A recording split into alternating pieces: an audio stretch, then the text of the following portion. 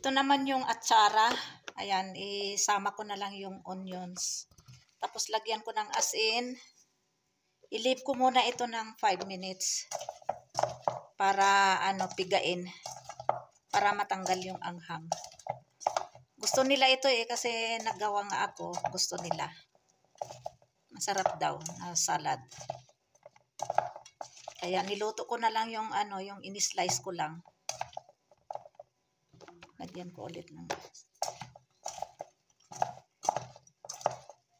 Ayan, ito na lang yung natira. Marami kasi ito na At saka yung niluto ko, 1 plate lang. So, ayan, cover natin.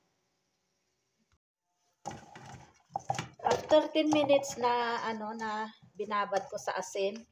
So, ayan. Lamasin natin.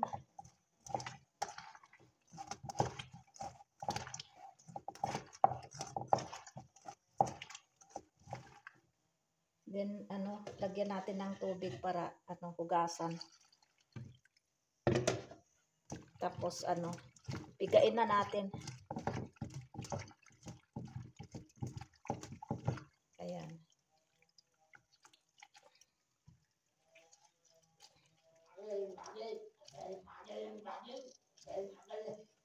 Pinakain ko na si Langga, chapati at saka yung chicken curry.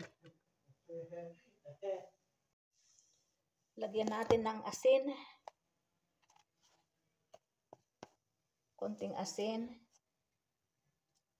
And then, vinegar. Masarap sana yung calamansi juice. O kaya lemon juice. Wala ako Lemon juice marami dito. Kaya lang hindi ako nakapabili kay Fahad. Hindi ko nalagyan ng sugar. Asin lang, suka. Saka ito yung cherry tomatoes. Lagyan ko din konti. Ayan.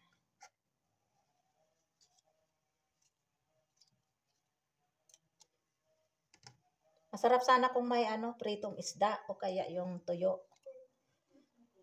Tapos kanin, fried rice o kaya bagong saing ng kanin. Meron na akong kanin. So, papainit ko na lang 'yon. Nagluto kasi ako kahapon ng yung chicken curry, din nagkaluto na ako ng rice. Ayan. Ayan, ang aking salad at charang labanos. Ayan. At charang organic labanos with cherry tomatoes and onions. Ito yung sobra ko nung kahapon, nag-harvest ako, kung napanood nyo yung aking premiere kahapon. 6 yung hinarvest ko, yung 2 binigay ko sa kapitbahay namin doon sa taas. Tapos yung iba ay niloto ko, yan Ginisa ko lang, ayan ang putla kasi walang yung soy sauce, konti lang yung soy sauce at saka wala ding oyster sauce. Pero ang sarap, promise, ang sarap talaga. So ito pa yung extra. Ayan, gustong-gusto nila ito na na salad. Kasi gumawa nga ako noong for yesterday yata, ganito din. Gustong-gusto nila kaya ito gumawa ako uli.